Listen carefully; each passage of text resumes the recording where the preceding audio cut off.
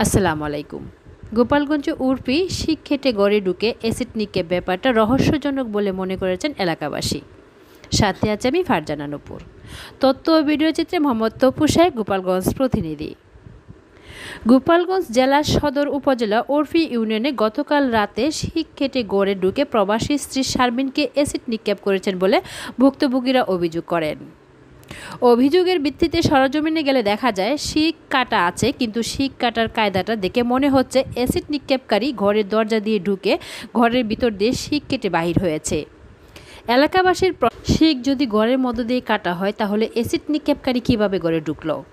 এদিকে ঘরের সকল দরজা জানালা বন্ধ ছিল, এটা কিভাবে সম্ভব? তাহলে কি অ্যাসিড নিক্ষেপকারী? এ ব্যাপারে প্রশাসনের গভীর তদন্তের প্রয়োজন। গণমাধ্যম কর্মীর ছায়া তদন্তে পাওয়া যায়, গত কিছুদিন পূর্বে উর্ফি ইউনিয়নের পশ্চিম পাড়ায় 8 বছরের শিশু সুহানা দর্শন চেষ্টা মামলার প্রধান আসামি কালু মুন্সি গোপালগঞ্জ কারাগারে আছে। এ দর্শন চেষ্টা মামলার বাদী শাহিন মুন্সি এই অ্যাসিড নিক্ষেপ করে এর দোষ দেওয়া হয়েছে শাহিন মুন্সিকে। অপরদিকে অ্যাসিড দগ্ধ শারমিন কালু মুন্সির মেয়ে। বাবা কারাগারে থাকার ব্যাপারটি মেনে নিতে না পারায় এই ঘটনাটি ঘটিয়েছে।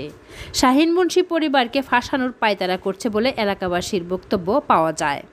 এলাকাবাসীর বক্তব্য আরও জানা যায়, দুপক্ষে রেষারেষি এমন এক পর্যায়ে পৌঁছেছে একে অন্যকে ফাঁসানোর জন্য প্রয়োজনে খুন করবে। তবে এলাকার এই গণ্ডগোলের মূল হোতা হিসেবে দায়ী করছেন এলাকার মহিলা মেম্বার শেফালী বেগমকে। এ ব্যাপারে অভিযুক্ত শাহিন মুন্সিকে পাওয়া না গেলেও তার স্ত্রীর কাছে জানতে চাইলে তিনি বলেন, নাম কি? শাহিন মুন্সি। শাহিন মুন্সির তদন্ত করার জন্য ওরা করতেছে। আর ওরা কয়েকদিন আগে কইছে যে ধানের আগে দেখায় ছাড়ি দেবো, বাটনে ফেলে শেষ করবো। আর এই বাটন যে সেই বাটন তা তো আমরা বুঝতে পারি না কল্পনাতে, যে এই বাটন সেই বাটন, বাটনে ফেলে শেষ করবো। এই তো একটা কেসে ওই যে পুরাই নিছে সেই, মানে শারমিন কইছে, শারমিনের শাশুড়ি, এই দুইজনে কইছে, সবসময় এই কথা কইছে।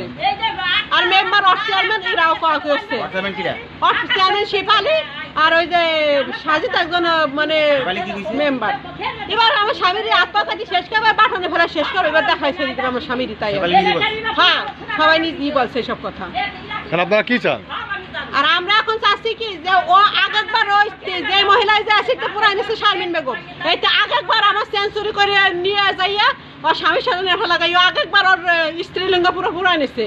আবার পুনরায় এইবার আমার স্বামীর সুজা বানানোর জন্য আবারও নিজের গায়ে অ্যাসিড, মানে নিজের গায়ে আগুন বাড়াই পুরুষ লিঙ্গ পুরাই নিচ্ছে পুরোভাবে। কি কব লজ্জার কথা। হ্যাঁ, নিজের গায়ে নিজের হনো দাগ। ও মানে এই আগে পরে তার অভ্যাস আছে। হ্যাঁ, অভ্যাস আছে, গায়ে আগুন ধরানো বা অ্যাসিড মারার অভ্যাস তার আগে থেকে আছে। বাপে আমার মেয়েরা ধ্বংস করতে গেছিল, তাই বাপের সঙ্গে ধরা পড়ছে বুঝে, সেই বাবদে ও সেই গ্যাসের জেতার জন্য আজকে নিজের গায়ে অ্যাসিডটা কি ঢালছে, ঢালি ঢেলে এখন নাম হয়েছে আমার বিটা তার দ্বারে গেছে, তারে ইয়ে করছে। কিন্তু আমার একটু আল্লাহর বাদ দিয়ে বিশ্বাস করে করছি যে আমার বিটা আমার কাছেই ছিল আজকে রাত্রে, সে কোনো দিকে একটু বাইরে যাও। আমি বরঞ্চ 2-3 তালা আমি আমার গেটে লাগাই তুই, যে সে যাতে বাইরে না বেরোতে, আর আমিও বালতির ভিতরে বিশ্বাস করি যাবে একটু বাইরে আমি বেরোবো না কোনো সময় জন্য। কারণ আমাকে তো শিপালিরা মারি ফেলবে, বাটনে ফেলা ইরা শেষ করবে, শাশুড়ি বিটাবো। তাই যাবো কোন দিকে? ওই জন্য ঘরের রুমিতে বেরোই নি কোনো সময়, স্বামী সালমে নি কোনো সময় জন্য আমি বেরোতে চাইনি। আমি চাই যে এর যাতে ন্যায্যটা বিচার হোক, যে আজকে কালু অন্যায় করছে তার বিচার সে পাবে। আমার স্বামী কোনো অন্যায় করি নেই, এর আমি শুল্কটা বিচার চাই যে এই মিথ্যে যাতে, এই যে মিথ্যে প্রমাণ হয়েছে না, সে আসলে খাঁটিটা মানুষ, তার কোনো অন্যায় নাই, সে তার আমার অনুরোধ। আসলে এই পাড়ায় 2টা দলে বিভক্ত। একটা দল ওয়ার্ড চেয়ারম্যান শেফালী বেগম পরিচালনা করে, আর একটা দল হাজী আশা মুন্সির ছেলেরা পরিচালনা করে। তা হাজী আশা মুন্সির ছেলেরা দেশে বাড়ি থাকে না, ভালো মন্দ ওরা শুনে মিলে এলাকায় আসে।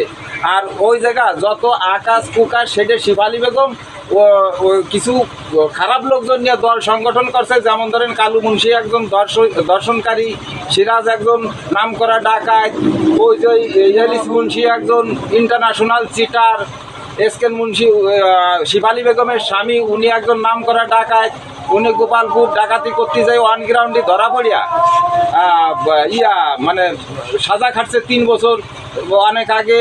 আবার এই যে মধুমতি নদীতে লঞ্চ ডাকাতি করতে যায় 5 মার্ডার কেসের আসামি হয়েছে। পিস্কার মার্ডার কেসের, আমাকে উর্ফি পশ্চিম পাড়া পিস্কার মার্ডার কেসের, ওটা নামে পিস্কার। উনি একজন শিক্ষিত লোক ছিল, ISC পাস ছিল, উনি একজন জ্ঞানী লোক ছিল। উনি পিস্কার মার্ডার কেসের মূল আসামি ছিল, মূল পরিকল্পনাকারী ছিল। তা এখন আমার চাচি শিফালি বেগমের মাঠাল জমি একটুও নাই।